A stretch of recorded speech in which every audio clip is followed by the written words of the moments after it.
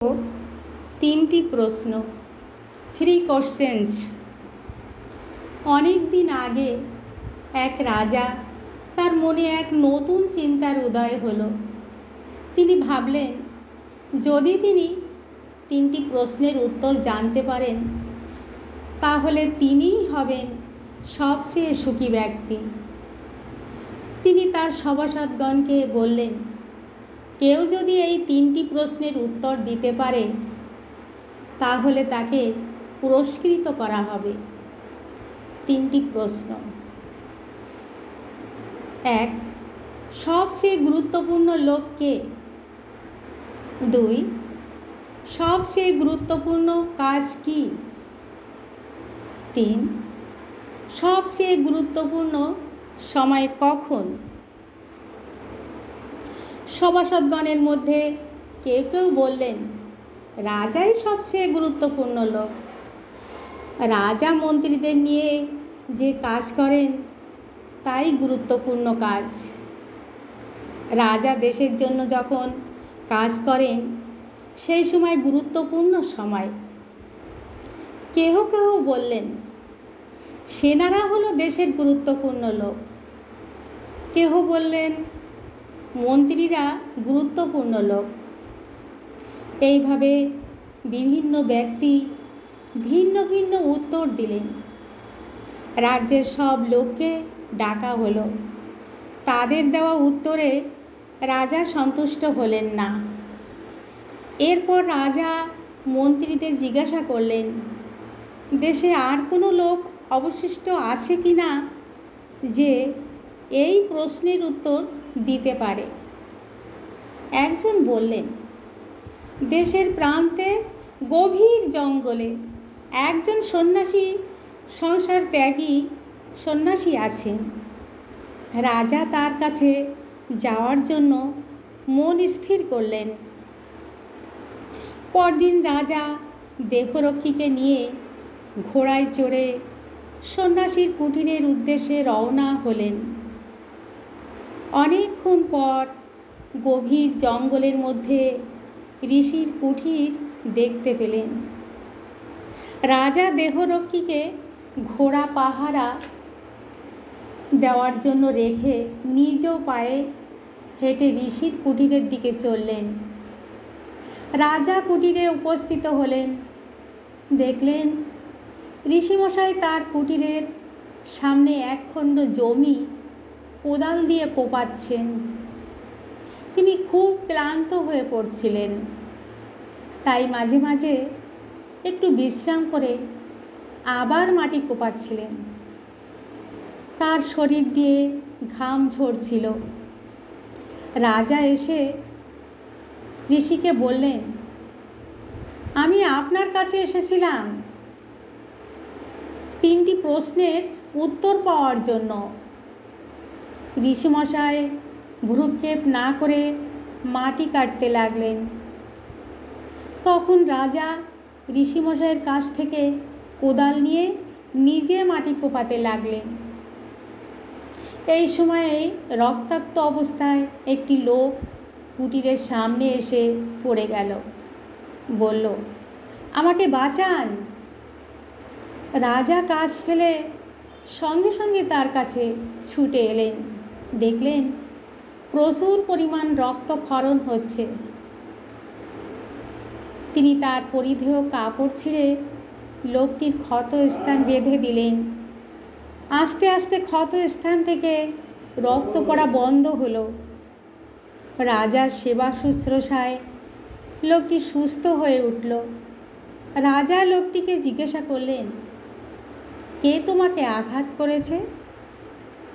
লোকটি বলল, আপনার দেহরক্ষী আমাকে আঘাত করেছে। রাজা বললেন, কেন? লোকটি বলল, আমি আপনাকে খুন করতে এসেছিলাম, তাই আপনার দেহরক্ষীর সঙ্গে আমার ধস্তাধস্তি হয়। সে আমাকে আঘাত করে। রাজা বললেন, কেন আপনি আমাকে খুন করতে এসেছিলেন? কারণ আপনি আমার ভাইকে খুন করেছিলেন, তাই সেই প্রতিশোধ নেওয়ার জন্য সুযোগ বুঝে এসেছিলাম। আপনার দেহরক্ষীর জন্য সম্ভব হয়নি। আপনার সুরক্ষার জন্য আপনার দেহরক্ষী আমাকে ঘায়েল করলো, আর আপনি আমার নতুন জীবন দান করলেন, সেবা করে আমাকে বাঁচিয়ে তুললেন। আপনি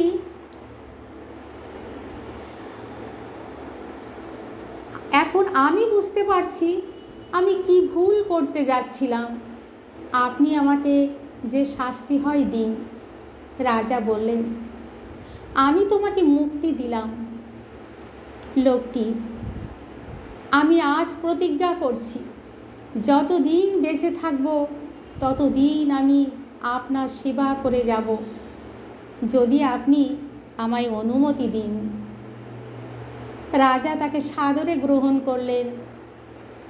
এরপর রাজা ঋষিমশাইকে বললেন, আমার 3টি প্রশ্নের উত্তর। ঋষিমশাই বললেন, you have already been answered. তোমার প্রশ্নের উত্তর দেওয়া হয়ে গেছে। ঋষিমশাই বলতে লাগলেন, প্রথমত, আমি যখন কোদাল দিয়ে মাটি কাটছিলাম আমি খুব ক্লান্ত হয়ে পড়ি, সমস্ত শরীর ঘর্মাক্ত হয়ে যায়। আমার অবস্থা দেখে আপনি আমার কোদালটি নিয়ে মাটি কাটতে লাগলেন, তাতে আমার কিছুটা ক্লান্তি দূর হয়। সেই সময় আপনি ছিলেন আমার কাছে গুরুত্বপূর্ণ লোক। 2, আমার কাজে সাহায্য করা ছিল আপনার গুরুত্বপূর্ণ কাজ। 3, ওই সময়টি ছিল গুরুত্বপূর্ণ সময়। দ্বিতীয়ত, আহত লোকটি যখন রক্তাক্ত অবস্থায় কুঠিরের নিকট উপস্থিত হলো, তখন আপনি কাজ ফেলে লোকটির কাছে এগিয়ে গেলেন, আপনার নিজের কাপড় ছিঁড়ে তার ক্ষতস্থান বেঁধে দিলেন এবং পানীয় জল ও খাবার দিয়ে তার শুশ্রূষা করলেন। এই মুহূর্তে লোকটির কাছে আপনি ছিলেন গুরুত্বপূর্ণ লোক। 2, লোকটিকে সেবা করা ছিল আপনার গুরুত্বপূর্ণ কাজ। এবং 3, ওই সময় ছিল গুরুত্বপূর্ণ সময়। উপরিউক্ত ঘটনা থেকে বলা যায় যে 1, the man who is at any moment with you is the important person. যে ব্যক্তি যে কোনো মুহূর্তে তোমার পাশে থাকবে সেই হবে তোমার গুরুত্বপূর্ণ লোক। 2, to do something good for him is the important work. সেই লোকটির ভালো করাই হবে গুরুত্বপূর্ণ কাজ। 3, now is the best time in our life because it is the only time when we can do something. বর্তমান সময় হলো গুরুত্বপূর্ণ সময়, কারণ এই সময়ে আমরা কিছু করতে পারি। এখানে সমাপ্ত। গল্পটি ভালো লাগলে আপনারা প্রচুর শেয়ার করবেন, কমেন্ট করবেন, সাবস্ক্রাইব করে আমার পাশে দাঁড়াবেন। ওম শান্তি।